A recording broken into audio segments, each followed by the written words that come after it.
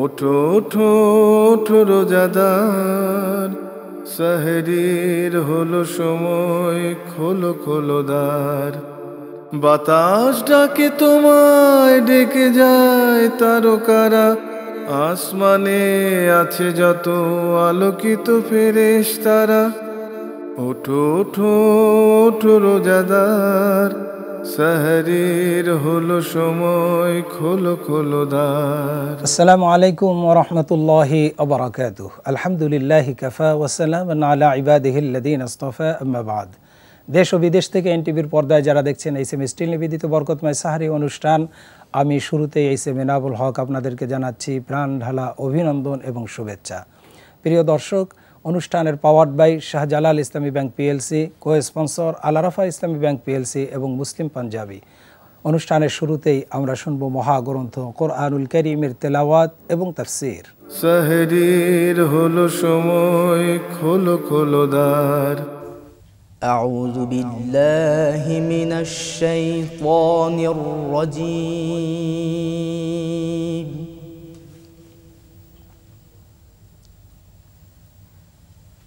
بسم الله الرحمن الرحيم.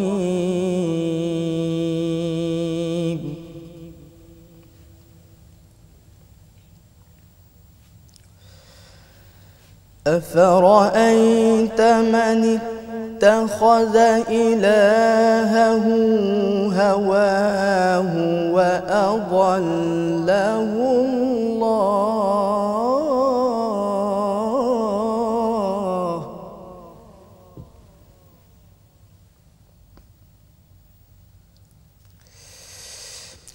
وأضله الله على علم وختم على سمعه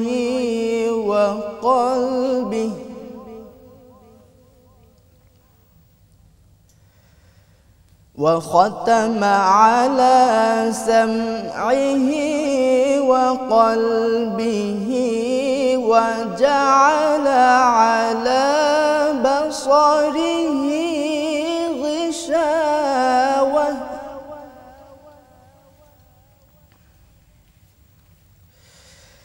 فمن يهديه من بعد الله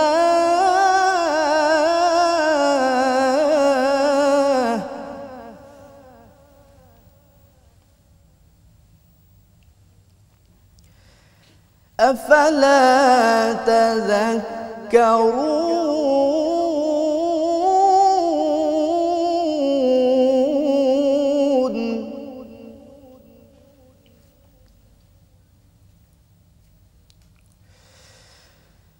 وقالوا ما هي إلا حياتنا الدنيا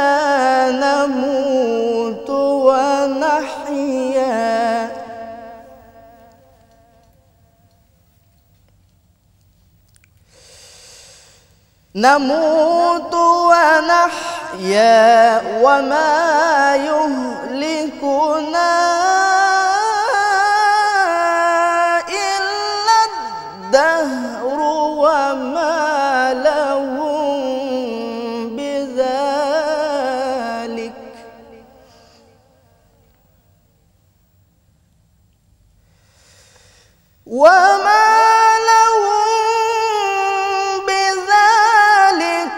من علم إن هم إلا يظنون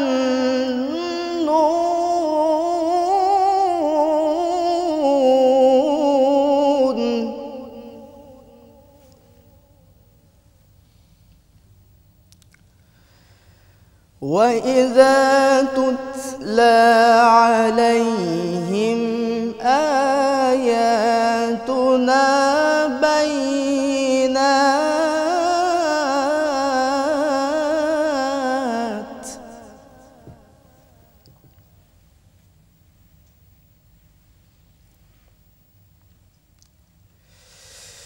بينات ما كان حجتهم إلا أن قالوا ائتوا بآبائنا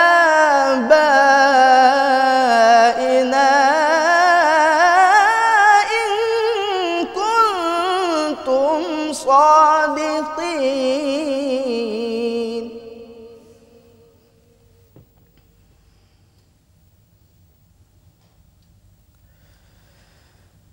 قل الله يحييكم ثم يميتكم ثم يجمعكم إلى يوم القيامة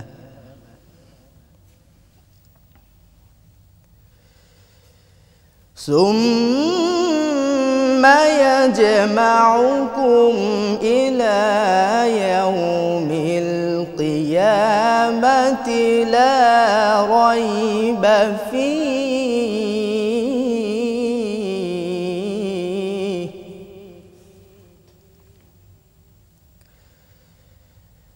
إلى يوم القيامة لا ريب فيه ولكن أكثر الناس لا يعلمون.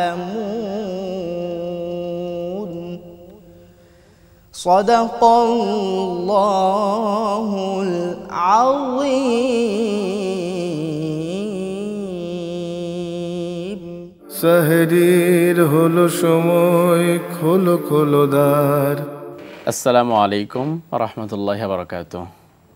দূরের ও কাছের, দেশের ও প্রবাসের যে যেখান থেকেই দেখছেন এনটিভির বারকাতময় সাহারির এই প্রোগ্রাম থেকে আপনাদের সকলকে মাহে রমাদানুল মুবারকের শুভেচ্ছা। সুপ্রিয় দর্শক শ্রোতা, আজ আমরা কোরআনুল কারীমের 25তম পারার সূরাতুল জাসিয়া থেকে কিছু আয়াতে কারিমার তাফসীর আপনাদের সামনে উল্লেখ করব ইনশাআল্লাহ তাআলা। কোরআনুল কারীম এটা এমন একটি কিতাব যার তাফসীর করে কেউ কখনো শেষ করতে পারেনি এবং এর তাফসীর করে কেউ কখনো শেষ করতে পারবেও না। তার কারণ আল্লাহ সুবহানাহু ওয়া তাআলা বলছেন, লাউ কানাল বাহরু মিদাদান লিকালিমাতি রাব্বি লানাফিদাল বাহরু ক্বাবলা আন তানফাদা কালিমাতু রাব্বি ওয়ালাউ জিনা বিমিথলিহি মাদাদা। এই দুনিয়ার সকল সাগর মহাসাগরের পানিকে যদি কালি বানিয়ে, ওয়ালাউ আন্নামা ফিল আরদি মিন শাজারাতিন আকলাম, আর গাছগুলোকে যদি কলম বানিয়ে এই রবের কালিমার ব্যাখ্যা, এই কোরআনে কারিমের ব্যাখ্যা, আল্লাহ তাআলার প্রশংসা লেখা শুরু করে দেয়া হয়, তবুও সাগর মহাসাগর শুকিয়ে যাবে, দুনিয়ার সকল বৃক্ষলতা গাছপালা শেষ হয়ে যাবে, তবুও কোরআনে কারিমের তাফসীর করে শেষ করা যাবে না। এই মহাগ্রন্থ আল কোরআনুল কারীমের কিছু সংক্ষিপ্ত কথাই আমরা আপনাদের সামনে তুলে ধরার জন্য চেষ্টা করি। আল্লাহ সুবহানাহু ওয়া তাআলা কোরআনুল কারীমের 25তম পারা এর সূরাতুল জাসিয়ার মধ্যে কিছু বিষয় আমাদের জন্য এমন আলোচনা করেছেন যা গোটা মানব জাতির জন্য কল্যাণকর হতে পারে।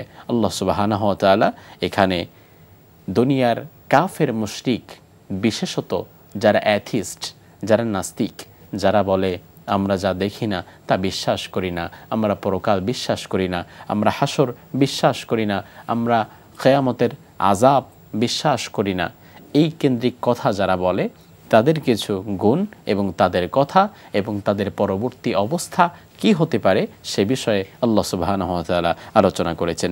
যেমন আল্লাহ সুবহানাহু ওয়া তাআলা বলছেন, আফারাআইতা মানিত্তাখাযা ইলাহাহু হাওয়াহ ওয়া আযাল্লাহু আল্লাহু আলা ইলম।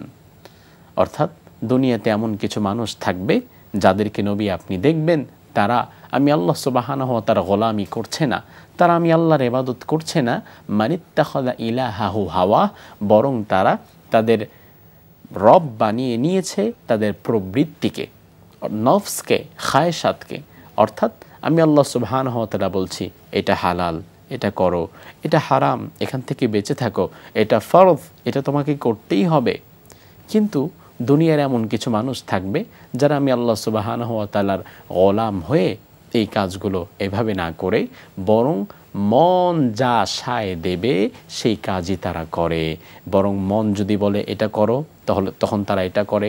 মন যদি বলে না এটা করা যাবে না, এটা করতে আমার ভালো লাগছে না, মন সায় দিচ্ছে না, তখন তারা সেটা আর করে না।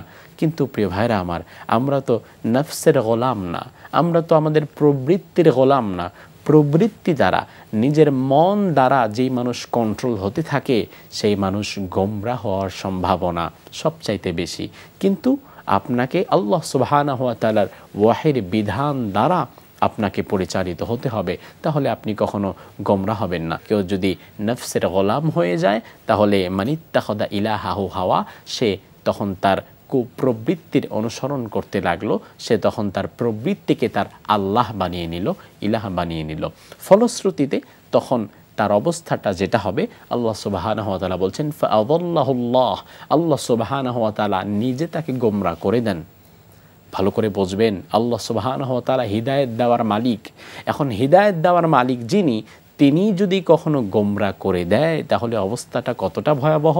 কেন আল্লাহ তাআলা গোমরা করে দেয়, আল্লাহ সুবহানাহু ওয়া তাআলা কেন গোমরা করে দেয়, সেটা আরেকটা হাদিস থেকে আমরা ব্যাখ্যা নিতে পারি, যেখানে রাসূল সাল্লাল্লাহু আলাইহি ওয়াসাল্লাম বলছেন মানিত্তাবাল হুদা বিগাইরিল কুরআন আযাল্লাহুল্লাহ।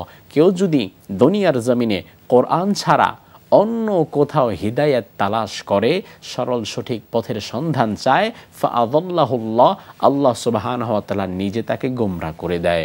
এই জন্য প্রিয় ভাইয়েরা আমার, খুব সাবধান। হিদায়াত পেতে হলে এবং সত্য সরল সঠিক পথে পরিচালিত হতে হলে অবশ্যই আল্লাহ সুবহানাহু ওয়া তাআলার ওহির বিধান অনুসরণ করতে হবে।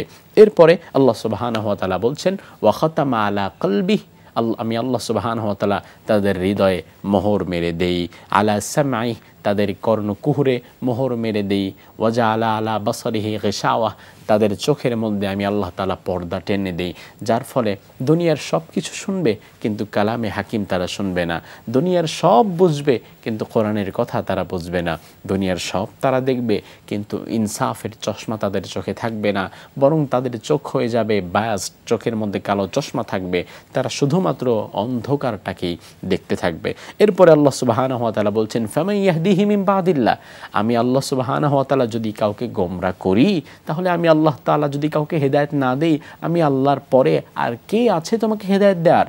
আল্লাহ সুবহানাহু ওয়া তাআলা ছাড়া বস্তুত পক্ষে হেদায়েত দেওয়ার আর কেউ নেই। আফালা তাযাক্কারুন, আল্লাহ তাআলা বলছেন বান্দা, তবুও তুমি কি আমার এই উপদেশসমূহ গ্রহণ করবে না?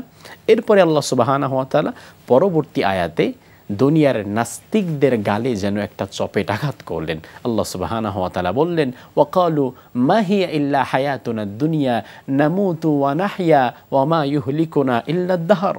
দুনিয়াতে যারা অ্যাথিস্ট, যারা নাস্তিকবাদের উপরে যাদের বিশ্বাস, যারা বলে আনসিন ইজ নাথিং, আমরা যা দেখি না তা বিশ্বাস করি না, আমরা যেহেতু আল্লাহর অস্তিত্বকে দেখতে পাই না, আমরা আল্লাহ তাআলাকে বিশ্বাসও করি না। কিন্তু এই নাস্তিক যারা আছে, তারা আবার এমন কিছু বিষয়কে বিশ্বাস করে যা তারা দেখে না, যেমন বাতাস তারা দেখে না, বিশ্বাস করে, অক্সিজেন দেখা যায় না, বিশ্বাস করে নিতে হয়। আপনার শরীরে কেউ আঘাত করলো, আপনি বললেন ব্যথা, কিন্তু ব্যথাটা দেখা যাচ্ছে না, কিন্তু আপনি আলটিমেটলি ব্যথা বিশ্বাস করছেন, আপনি এটা অনুভব করছেন। আবার কিছু কিছু ক্ষেত্রে মানুষ তো এমন বিষয় বিশ্বাস করে যা আমাদের চোখের উল্টো দিকে যায়। যেমন চোখে আমরা দেখছি একটা, এটা বিশ্বাস করছি না, বরং যেটা দেখছি না এটা বিশ্বাস করছি। যেমন আমরা খালি চোখে যদি সূর্যের দিকে তাকাই, তাহলে দেখতে পারবো একটা ছোট্ট ফুটবলের সাইজ যেমন, সূর্যটার সাইজও তেমন। কিন্তু বিজ্ঞান আমাদেরকে বলছে আমাদের পৃথিবী থেকে 13 লক্ষ গুণ বড় সূর্য। কোনো পাগলও তো বলে না সূর্য একটা ফুটবলের সমান, বরং সকলেই একযোগে আমরা বিশ্বাস করছি সূর্য নাকি 13 লক্ষ গুণ বড়। তাহলে বিজ্ঞানের কথা যদি চোখের উল্টো গিয়ে বিশ্বাস করতে পারি, কোরআনের কথা, আল্লাহ তাআলা আছে, জান্নাত আছে, জাহান্নাম আছে, হাসর আছে, মিজান আছে, পুসিরাত আছে, পরকাল আছে, আবার in the day of judgement আল্লাহ সুবহানাহু ওয়া তাআলার কাছে দাঁড়িয়ে জবাব দিতে হবে, এগুলো কেন বিশ্বাস করব না? বিজ্ঞানের কথা যদি চোখের উল্টো গিয়ে বিশ্বাস করতে পারি, সূর্যকে যদি ছোট দেখেও বিশ্বাস করতে পারি এটা 13 লক্ষ গুণ বড়, তাহলে কোরআনের কথা আমরা কি বিশ্বাস করতে পারবো না? যদি না পারি তাহলে তো আমরা ঈমানদার হতে পারবো না। ওই নাস্তিক যারা, তারা বলে মা হিয়া ইল্লা হায়াতুনা দুনিয়া নামুতু ওয়া নাহইয়া, আরে দুনিয়ার জীবন, খাও দাও ফুর্তি করো, আগামীকাল বাঁচবে কিনা। চিন্তা করো। তার মানে হচ্ছে তারা বলে এই দুনিয়ার পরে নামুতু ওয়া নাহইয়া, মরলেও কি আর বাঁচলেও কি, পরবর্তীতে নতুন করে আর কোনো জীবন তো আমাদের নাই। তবে আমার আল্লাহ বলছেন, বান্দা তোমরা অবশ্যই আমি আল্লাহ সুবহানাহু ওয়া তাআলার কাছে ফিরে আসবে। থুম্মা ইলাইনা তুরজাউন, আবার আমি আল্লাহ তাআলার কাছে ফিরে আসতে হবে, আবারও আমি আল্লাহ সুবহানাহু ওয়া তাআলার সামনেই তোমাদেরকে দাঁড়াতে হবে। এই জন্য দুনিয়াতে যারা নাস্তিক আছে, যারা বলে মৃত্যুর পরে পরকাল নাই, হাসর নাই, না হাসর নাসর মিজান পুলসিরাত কিছুই নাই, আল্লাহ তাআলা তাদের জন্য বলছেন ওমা ইহলিকুনা ইল্লাদ দাহার, তারা বলে সময়ের পরিক্রমায় এমনিই আমরা শেষ হয়ে যাব, মৃত্যুর পরে মাটির সাথে মিশে যাব, আমাদেরকে নতুন করে দাঁড় করাবার মতো আর কেউ হয়তো থাকবে না। আল্লাহ সুবহানাহু ওয়া তাআলা বলছেন মা লাহুম বিযালিকা মিন ইলম, তারা যা বলছে সেই বিষয়ে তাদের কোনো জ্ঞান নাই। তারা শুধুমাত্র দুনিয়াতে কিছু আরামায়েশের জন্য শয়তানের ওয়াসওয়াসায় পড়ে শয়তানের পদাঙ্ক তারা অনুসরণ করছে। আল্লাহ সুবহানাহু ওয়া তাআলা বলছে, বান্দা এই দুনিয়াতে আমি আল্লাহ সুবহানাহু ওয়া তাআলা তোমাদেরকে পাঠালাম, আল্লাযী খলাকাল মাউতা ওয়াল হায়াতা, আমি আল্লাহ সুবহানাহু ওয়া তাআলা তোমার জন্য মৃত্যু বানালাম, জীবন বানালাম।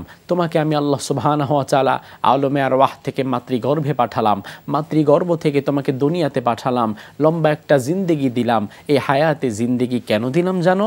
লিয়াবলুয়াকুম আইয়ুকুম আহসানু আমালা, দিলাম এই জন্য যেন আমি আল্লাহ সুবহানাহু ওয়া তাআলা দেখতে পারি দুনিয়াতে যাওয়ার পরে তুমি কি তোমার রবকে ভুলে যাও, তুমি কি তোমার রবের অবাধ্য হও, নাকি তুমি তোমার রবের দেখানো পথে চলো।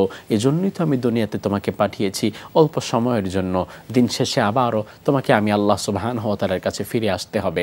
আমাদের অবস্থাটা অনেকটা হয়েছে সেই ঘড়ির মতো, যেই ঘড়িটাকে ছোট্ট বালক বিকেলবেলার দক্ষিণা হাওয়াতে আকাশের দিকে উড়িয়ে দেয়। একটা সময় ঘড়ির সুতো ছাড়তে ছাড়তে ঘড়ি যখন অনেক উপরে উঠে যায়, ঘড়ি চিন্তা করে সুবিশাল আকাশে একাই আমি আছি, আমার ডানেও কেউ নাই, বামেও কেউ নাই, সব আমার, যা খুশি তাই করব। এবার ঘড়ি একবার ডানে যায়, বামে যায়, হেলে দুলে কাত হয়, কত মজা করে।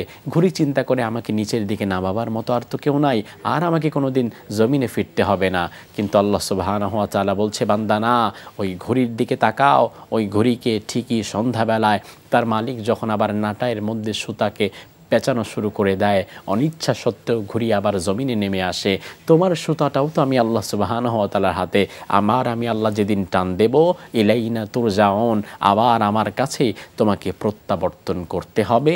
এই দুনিয়ার জীবনের পরে আবারও আমি আল্লাহ সুবহানাহু ওয়া তাআলার কাছে তোমাকে ফিরে যেতে হবে। এরপরে আল্লাহ সুবহানাহু ওয়া তাআলা বলছেন ওয়া ইযা তুতলা আলাইহিম আয়াতুনা বাইনাত মা কানা হুজ্জাতাহুম ইল্লা আন ক্বালু তিনা বিআবাইনা ইন কুনতুম সাদিকিন, যখন তাদের সামনে কোরআন কারীমের আয়াতগুলো তিলাওয়াত করে শোনানো হয়, তখন তারা বলে মা কানা হুজ্জাতাহুম, এই বিষয়ে তো তাদের কাছে কোনো দলিল নাই, প্রমাণ নাই। তখন তারা বলে ক্বালু বিআবাইনা ইন কুনতুম সাদিকিন, এই যে তোমরা এত কথা বলছো, হাসর হবে, পরকাল হবে, মৃত্যুর পরে নাকি আবার আল্লাহ তাআলা আমাদেরকে জিন্দা করবে, আবার আমরা জীবিত হয়ে যাব, মৃত্যুর পরে তো আমাদের ধারণা আমরা মাটির সাথে মিশে যাব, আবার কিভাবে জিন্দা হব, কিভাবে আবার আল্লাহ সুবহানাহু ওয়া তাআলা নতুন করে আমাদেরকে দাঁড় করাবেন। অথচ আল্লাহ বলছে, বান্দা তুমি চিন্তা করছো মৃত্যুর পরে তোমাকে আবার আমি কিভাবে দাঁড় করাবো, এটা নিয়ে তুমি চিন্তা করছো। অথচ আমি আল্লাহ তাআলা তোমাকে এমনভাবে বানিয়েছিলাম যখন তুমি পৃথিবীতে ছিলেই না, অনস্তিত্ব থেকে আমি আল্লাহ তাআলা তোমাকে অস্তিত্বে এনেছি। এটা বেশি কঠিন নাকি মৃত্যুর পরে আবার তোমাকে জিন্দা করা, এটা বেশি কঠিন? যখন তুমি ছিলে না তখনই তো আমি তোমাকে নিয়ে আসতে পেরেছি, আর এখন তুমি একবার এসেছো, তোমার স্ট্রাকচার আছে, তোমার সব কিছু আছে, শুধু রুহু দিয়ে দিলেই তো তুমি আবার জিন্দা হয়ে যেতে পারো। আল্লাহ সুবহানাহু ওয়া তাআলার এই আয়াতসমূহ যখন তিলাওয়াত করা হতো নাস্তিকদের সামনে, কাফের মুশরিকদের সামনে, তখন তারা বলতো ক্বালু বিআবাইনা, তাহলে আমাদের বাবা মা, দাদা দাদি, নানা নানি, আমাদের পূর্বপুরুষ যারা দুনিয়া থেকে বিদায় হয়ে গিয়েছেন, তাদেরকে তোমরা নিয়ে আসো।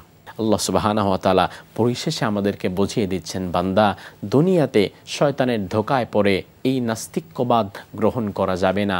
কাফের মুশরিকদের মতো দুনিয়াকে খেল তামাশার জায়গায় পরিণত করা যাবে না, বরং দুনিয়া হচ্ছে তোমার জন্য একটা পরীক্ষা কেন্দ্র।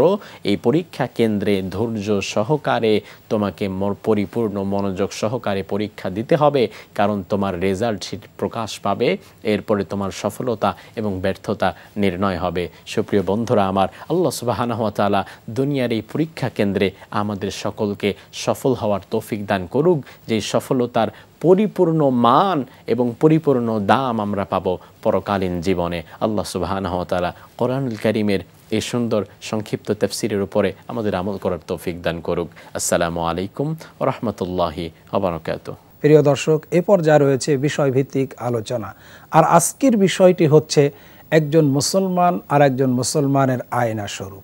এই বিষয়ের উপরে আমরা আজকে আলোচনা করব, কারণ আমরা আসলে মুসলমান আর একজন মুসলমানকে কিভাবে গ্রহণ করা উচিত, কিভাবে মুসলমানের প্রতি আমাদের আচরণ হওয়া উচিত, কিভাবে মুসলমানের প্রতি আমাদের দায়িত্ব কর্তব্য হওয়া উচিত, এই বিষয়টি আজকে মুসলমানদের ভিতরে চরম ঘাটতি রয়েছে বিধায় আমরা এই বিষয়টি নির্ধারণ করেছি আলোচনার জন্য। এই জন্য এই বিষয়ের আলোচনার ভিতর থেকে আমাদের দায়িত্ববোধ এবং এক মুসলমানের প্রতি আর এক মুসলমানের যে কর্তব্য রয়েছে বিষয়টা আমরা জানবো আমাদের আলোচকদের কাছ থেকে। আসুন আমরা যে দুজন আলোচককে আজকে এই বিষয়ের উপর আলোচনা করার জন্য স্টুডিওতে আমন্ত্রণ জানিয়েছি, প্রথমেই তাদেরকে আপনাদের সাথে পরিচয় করিয়ে দিচ্ছি।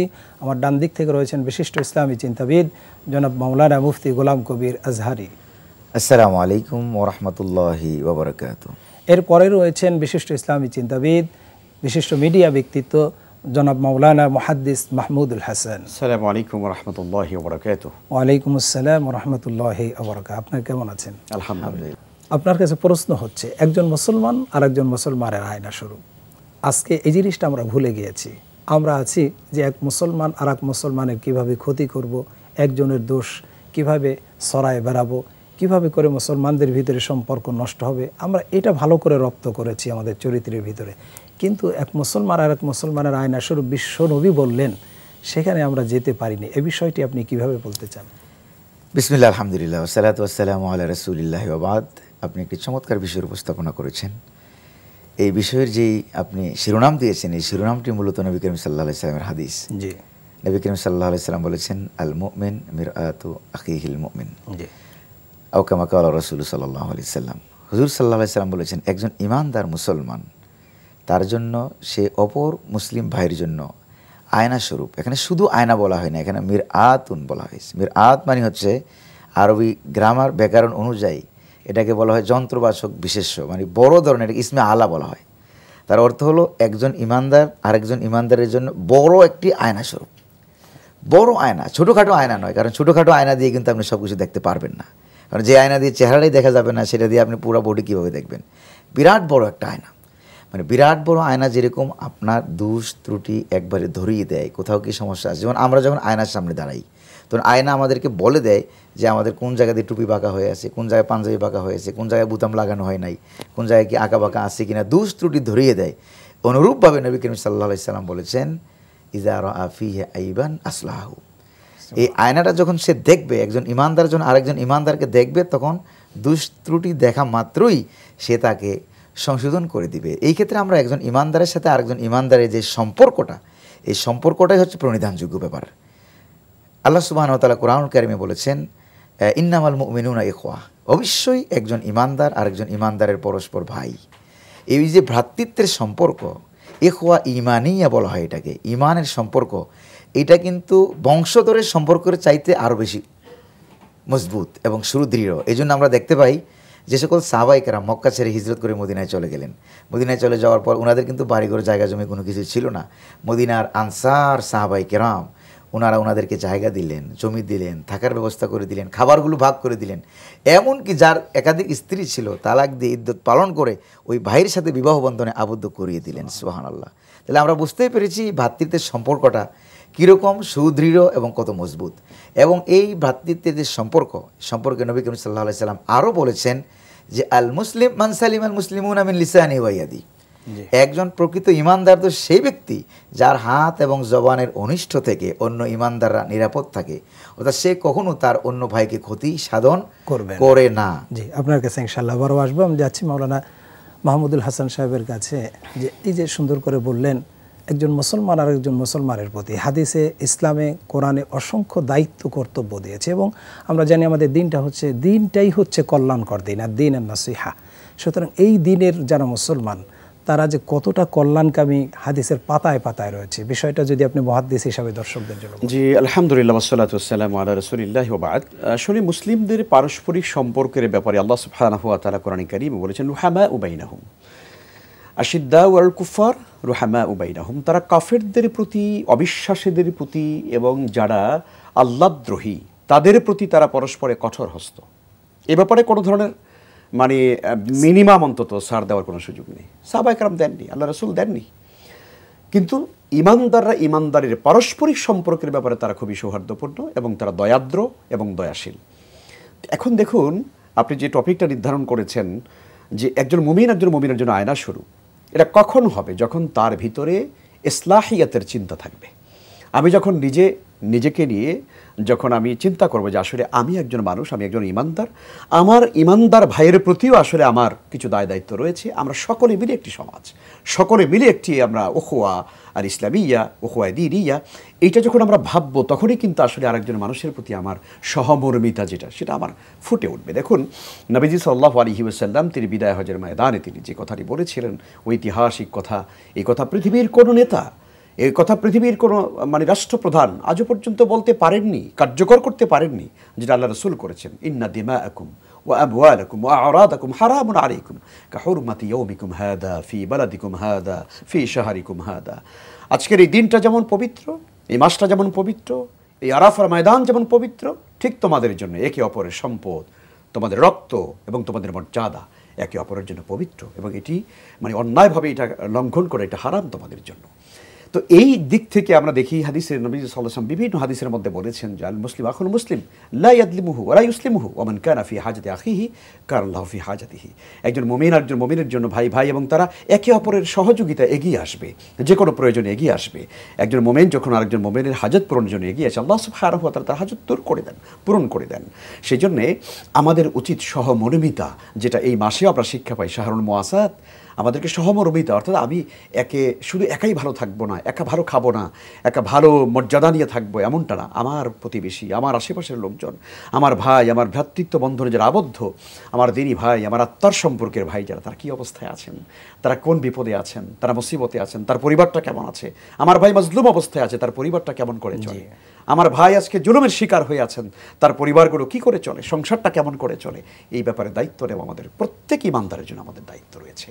তো কাজেই এই একজন মোমেনকে শুধুমাত্র টুপি সোজা করে দেবে না, মানে তার চেহারার আর পোশাকটাকে সোজা করে দেবে না, বরং তার সম্পূর্ণ জিম্মাদার এবং দায়িত্ব পালন করবে। এটাই কিন্তু ইসলামের দাবি, যেমনটা আমরা সাহাবায়ে কেরামের মধ্যে দেখেছি, যেমনটা মুহতারাম চমৎকার করে বলেছেন যে মদিনাতে যাওয়ার পরে মানে বাড়িটা পর্যন্ত ভাগ করে দিয়েছেন, বাগানটা পর্যন্ত অর্ধেকটা ভাগ করে দিয়েছেন, এবং তাদের শানে কোরআনের আয়াতও নাজিল হয়েছে যে নিজেদের প্রয়োজন থাকার পরও তারা অন্যের প্রয়োজনে তারা এগিয়ে আসে। তো কাজেই একজন মুমিনের সঙ্গে আর একজন মুমিনের সম্পর্ক হবে খুবই দয়াদ্র এবং ভ্রাতৃত্ব সম্পন্ন, এবং যে কোনো বিপদে আপদে মুসিবতে সমস্যা সংকটে সে তার সব কিছু উজাড় করে দিয়ে তার ভাইয়ের জন্য, ভাইয়ের কল্যাণে তিনি ঝাঁপিয়ে পড়বেন। এটাই কিন্তু ইসলামের মৌলিক শিক্ষা। জি দর্শক, অত্যন্ত চমৎকার আলোচনা চলছে, আমরা যাচ্ছি আপনার কাছে।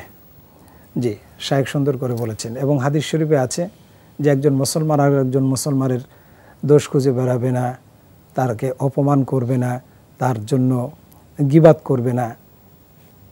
বুখারী মুসলিমের হাদিসে রয়েছে, এবং আরও রয়েছে এক মুসলমান আর এক মুসলমানের প্রতি বরং দায়িত্ব কি রয়েছে, 6টি দায়িত্ব স্পেসিফিক বিশ্বনবী বলেছেন, এক হাদিসে এই 6টি দায়িত্বের কথা বলেছেন। যে এই বিষয়গুলো যদি আপনি দর্শকদের রয়েছে, নবী করিম সাল্লাল্লাহু আলাইহি ওয়াসাল্লাম বলেছেন এক মুসলমান ভাই আরেক ভাইয়ের প্রতি দায়িত্ব। নবী করিম সাল্লাল্লাহু আলাইহি ওয়াসাল্লাম বলেছেন যখন সালাম দিবে সালামের জবাব দিবে, অসুস্থ হয়ে গেলে তার সেবা যত্ন করবে, খোঁজ খবর নেবে, তার জন্য দোয়া করবে, তার পাশে বসবে, তাকে তাসলিয়া দেবে, সান্ত্বনা দেবে, তার মাথায় হাত বুলাবে, দোয়া করবে, ওয়ালা বা'সা তাহুরুন ইনশাআল্লাহ, আল্লাহর রহমতে ভালো হয়ে যাবে, কোনো অসুবিধাই নাই। এই জন্য আমরা দেখতে পাই সাহাবায়ে কেরামের জমানায় এগুলো ছিল, সেবা শুশ্রূষার কারণেই 12 আনা অসুখ এমনি ভালো হয়ে যেত। সুবহানাল্লাহ। এরপরে দাওয়াত দিলে দাওয়াতের আহ্বান করবে, তার দুস্তুটি খুঁজে বেড়াবে না, তাকে অসম্মান করবে না। যেমন যে হাদিসটা বলছিলাম যে আল মুসলিমু মান সালিম আল মুসলিমুনা মিন লিসানি ওয়া ইয়াদি, একজন তার হাতের অনিষ্ট জবানের অনিষ্ট থেকে অপর মুসলিম ভাই নিরাপদ থাকবে। এমনকি হাদিসে এটাও বলা হয়েছে যে একজন মুসলিম ভাই যখন জনসম্মুখে কোনো অপরাধ যদি করে ফেলে, জনসম্মুখে তুমি তাকে লজ্জা দিও না, জনসম্মুখে সুদূরেতে যেও না। হাদিস শরীফে এসেছে, নবী করিম সাল্লাল্লাহু আলাইহি ওয়াসাল্লাম বলেছেন যে আন নাসিহা আলা রুউসিল আশহাদ ফাদিহা, জনসম্মুখে যদি কাউকে বৎসনা করা হয়, সংশোধন করার চেষ্টা করা হয়, তখন সে লজ্জা পেয়ে যায়, তখন এটা হিতে বিপরীত হয়ে দাঁড়িয়ে যায়। এই জন্য তাকে চুপি স্বরে গোপনে গোপনে তার দুস্তুটি, এমন দুস্তুটি তার ইয়া করে দিবে, ঠিক করে দিবে যে এই দুষ্টুটিতে সে দুনিয়াতে কোনো বিপদ আপদ মুসিবতে না পড়ে, এবং পরকালেও যাতে করে, পরকালের দুষ্টুটিটাই কিন্তু ঠিক করা বেশি জরুরি। কারণ নবী করিম সাল্লাল্লাহু আলাইহি সাল্লামকে আল্লাহ সুবহানাহু ওয়া তাআলা বলেছেন, ফামান যুহজিয়া আনিন নার ওয়া উদখিলাল জান্নাতা ফাকাদ ফাজ। যে ব্যক্তি পরকালে আযাব থেকে মুক্তি পেয়ে গেল এবং জান্নাত লাভ করতে পারলো, সেই কিন্তু প্রকৃতপক্ষে সফল কাম হয়ে গেল। এই জন্য আমরা কেমনভাবে এটা করবো, নবী করিম সাল্লাল্লাহু আলাইহি সাল্লাম বলেছেন সবসময় তার জন্য দোয়া করতে হবে। দোয়া উকা লিআখিকা আলা জাহরিল গায়বি মুস্তাজাবা। হুজুর সাল্লাল্লাহু আলাইহি সাল্লাম বলেছেন, অপর মুসলিম ভাইয়ের জন্য তার অনুপস্থিতিতে যদি তুমি দোয়াটা করো, এই দোয়াটা আল্লাহ সুবহানাহু ওয়া তাআলা কবুল করে নেন, এবং সঙ্গে সঙ্গে আল্লাহ পাকের একজন রহমতের ফেরেশতা নাজিল হয়ে যায়। নাজিল হয়ে সে বলে যে ওয়ালাকা মিসলু যালিক, হে ভাই তুমি যে তোমার প্রিয় ভাইয়ের জন্য যেরকম দোয়াটা করিলা, অনুরূপ দোয়া আমি তোমার জন্য করছি, ফেরেশতা দোয়া করে আমার জন্য। সুবহানাল্লাহ। এই জন্য এটা গেল। আরেকটা হচ্ছে তার জন্য মনে কোনো হিংসা বিদ্বেষ না রাখা, গুরুত্বপূর্ণ পয়েন্ট। বর্তমান সমাজে কিন্তু হিংসা বিদ্বেষ, অন্যের ভালো কেউ দেখতে পারে না, এটা কিন্তু ভরপুর হয়ে গেছে। পাশের ভাই বিরাট বিল্ডিংয়ের মালিক হয়ে গেছে, আরেকজন যায় আর মনে মনে বদদোয়া করে, এটা ভেঙে পড়ে না কেন? কথা বুঝতে পেরেছেন? আমাদের সমাজটা কিন্তু এখন এরকম হয়ে গেছে, অন্যের ভালোটা দেখতে পারে না, অথচ আমরা মুসলমান। অথচ নবী করিম সাল্লাল্লাহু আলাইহি সাল্লাম কি বলেছেন সেখানে, যে অন্য ভাইয়ের প্রতি কোনো হিংসা বিদ্বেষ রাখা যাবে না। দোয়া করো মুসলিম ভাইয়ের জন্য, রব্বানা ইগফির লানা ওয়া লিইখওয়ানিনা আল্লাযীনা সাবাকুনা বিল ঈমান ওয়া লা তাজআল ফি কুলুবিনা গিল্লাল লিল্লাযীনা আমানু রব্বানা ইন্নাকা রাউফুর রহিম। আমরা এখন দোয়া করলাম যে আল্লাহ আমাদের ঈমানদার ভাইদের জন্য তোমার কাছে আমরা দোয়া করি, তাদেরকে ক্ষমা করো, মাফ করো, এবং পাশাপাশি আরেকটা দোয়া করি, আল্লাহ আমাদের অন্তরে কোনো ঈমানদার মানুষের জন্য তুমি কোনো হিংসা বিদ্বেষ রাখিও না। এই হিংসা বিদ্বেষ অন্তরে যে রাখবে সে কিন্তু কদর রাত্রি তো মাপ পাবে না। জি, কদর রাত্রিতে মাপ পাবে না, শবে বরাতের রাত্রি তো সে মাপ পাবে না। এরকম অসংখ্য অগণিত হাদিস কিন্তু রয়েছে। সর্বশেষ ছোট্ট একটা হাদিস আমি শোনাইতে চাই। নবী করিম সাল্লাল্লাহু আলাইহি সাল্লাম একবার সাহাবায়ে কেরামদের মজলিসে, হঠাৎ করে মজলিসের মাঝখান দিয়ে তিনি বললেন, ইয়াত্তালিউ আলাইকুমুল আন রাজুলুম মিন আহলিল জান্নাহ, এই মুহূর্তে তোমাদের মধ্যে একটা ব্যক্তি ঢুকবে, সে জান্নাতি। জি। আবার পরের দিন একই কথা বললেন, আবার পরের দিন একই কথা বললেন, তিনবার। তিনও দিন একই ব্যক্তি আগমন করলেন। হযরত ইবনে ওমর রাদিয়াল্লাহু তাআলা আনহু ওই ব্যক্তির পিছনে পিছনে ছুটলেন, তার বাড়িতে গেলেন, গিয়ে দেখলেন যে উনি কি আমল করে একাধারে 3 দিন জান্নাতের শুভ সংবাদ পায়, আমলটা কি করে। তারপরে দেখলেন যে আমল তো আমি যা করি তিনিই তা করেন। সর্বশেষ জিজ্ঞেস করতে বাধ্য হলেন যে ভাই আপনি কি আমলটা করেন যেটা আমি দেখতে পাই না? বলেন। কয় না, যা দেখেছো তাই আমি করি। কয় না, কি আমলটা করেন এটা আমাকে বলেন, গোপন আমলটা বলেন।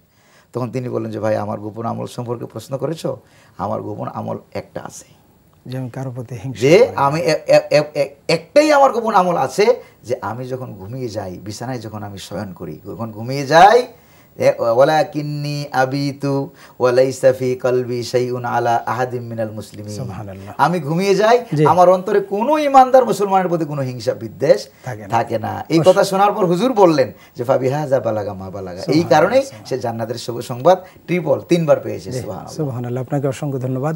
আমি যাচ্ছি শাইখের কাছে, যে আমাদের এই যে দোষ ত্রুটিগুলা কিভাবে দূর হতে পারে, আমরা কিভাবে পরিপূর্ণ রমজান মাস থেকে রমজানের শিক্ষায়, সহমর্মিতার শিক্ষায়, এই যে একসাথে ইফতার করি, একসাথে নামাজ পড়তেছি, একসাথে ভালোবাসা বিনিময় করতেছি, এরপরে আসতেছি ঈদের আনন্দ, সবই কিন্তু আমরা করতেছি, কিন্তু এগুলো আজকে আনুষ্ঠানিকতায় রূপ নেছে। আসলে আমরা মুসলমানের যে চরিত্রগুলি, যে মুসলমান বরং নিজের প্রয়োজন মিটানোর পরে কাফেরদের প্রয়োজন মিটিয়েছে, আজকে মুসলমান আর একজন মুসলমানের বিপক্ষে চলে যাচ্ছি। আপনি এই বিষয়টি ধন্যবাদ।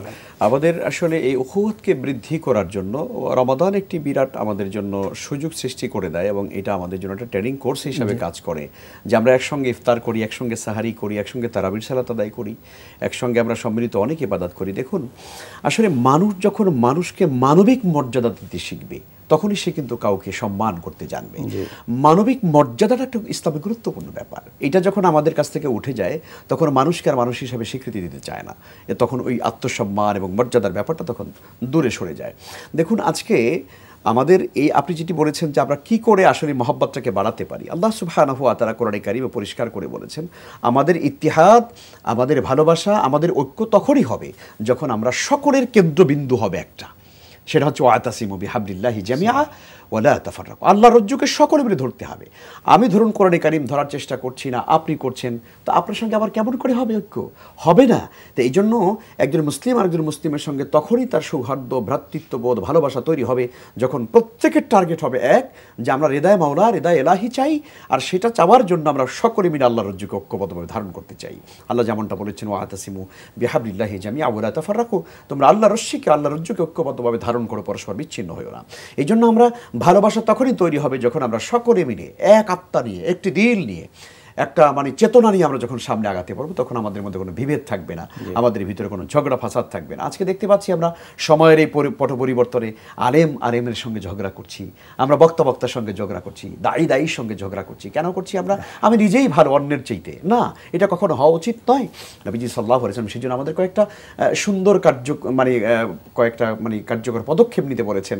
যেমন একজন মানুষকে দেখলে সালাম দিতে বলেছেন, আর একটা সুন্দর আমল তাবাসসুমুকা ফি ওয়াজহি আখিকা, একজন ইমানদারকে দেখলে আপনি যেন হাসি মুখে তার সঙ্গে কথা বলেন, এটাও সাদকার সওয়াব। এটা সাদাকার সওয়াব, মানে কুল্লু মারুফিন সাদাকা, প্রত্যেকটা ভালো কাজ সাদাকা। তো কাজেই আমরা যখন এই ভালো কাজগুলো করতে পারবো, অন্য মুসলিমের হক আদায় করতে পারবো, তাকে সালাম দিব, তাকে ভালোবাসবো, তাকে দেখতে যাব, তাকে আমার বাড়িতে মেহমান বানিয়ে আনবো, তখনই কিন্তু আসলে তাদের সাথে আমাদের এই ভালোবাসা বৃদ্ধি হতে পারে। অসংখ্য ধন্যবাদ আপনাদের দুজনকে সুন্দর আলোচনা উপহার দেওয়ার জন্য। প্রিয় দর্শক, আমাদের সময় একেবারে শেষ প্রান্তে। আমরা যদি আসলে মুসলমান হিসাবে মুসলমানকে ভাই হিসাবে গ্রহণ করি, আল্লাহ রসুল বলেছেন ইউহিব্বু লি আখিহি মা ইউহিব্বু লি নাফসি। তুমি নিজের জন্য যেটা পছন্দ করো, যেভাবে থাকতে পছন্দ করো, তুমি যেভাবে আনন্দ ভোগ করা তোমার জন্য পছন্দ করো, তুমি মনে করবে তোমার অপর ভাইয়ের জন্য সেই জিনিসটি পছন্দ করবে, তখনই তুমি মোমেন, নতুবা মোমেন হতে পারবে না। এই যে আলোচকদের কথা এবং রসুলের শেষ এই হাদিসটা দিয়ে আমরা যেটা বুঝি, যদি আমি মুসলমান হিসাবে দাবি করি, যদি আমি ইমানদার হিসাবে থাকতে চাই ইমানের কাতারে, অবশ্যই আমাদেরকে আমার অপর মুসলমান ইমানদার ভাইকে নিজের মতো করেই ভালোবাসতে হবে। আল্লাহ পাক যেন আমাদেরকে তৌফিক দান করেন। আগামী পর্ব দেখার আমন্ত্রণ জানিয়ে আজকের মতো বিদায় নেব। তবে আমরা যাব একটি ইসলামী গান শুনতে শুনতে। আসসালামু আলাইকুম ওয়া রাহমাতুল্লাহি ওয়া বারাকাতুহু। সাহরির হলো সময়, খোলো খোলো দ্বার। পৃথিবীর সব মায়া হারিয়ে যাবে, হারিয়ে যাবে একদিন। পৃথিবীর সব মায়া হারিয়ে যাবে, হারিয়ে যাবে একদিন। পরাণ পাখি উড়ে যাবে, উড়ে যাবে যেদিন, হারিয়ে যাবে একদিন। পৃথিবীর সব মায়া হারিয়ে যাবে, হারিয়ে যাবে একদিন। সেদিন তো পার হবে অবুঝ মন, যে ছিল তোমার সবচেয়ে আপন। সেদিন তো পার হবে অবুঝ মন, যে ছিল তোমার সবচেয়ে আপন। বাজবে যখন বন্ধু তোমার, বাজবে যখন বন্ধু তোমার, আমার মরণবিন, হারিয়ে যাবে একদিন। পৃথিবীর সব মায়া হারিয়ে যাবে, হারিয়ে যাবে একদিন। পৃথিবীর সব মায়া হারিয়ে যাবে, হারিয়ে যাবে একদিন। একা রেখে চলে যাবে আধার গরে, কি বিলা মুখে উত্তর শিরে। একা রেখে চলে যাবে আধার গরে, কি বিলা মুখে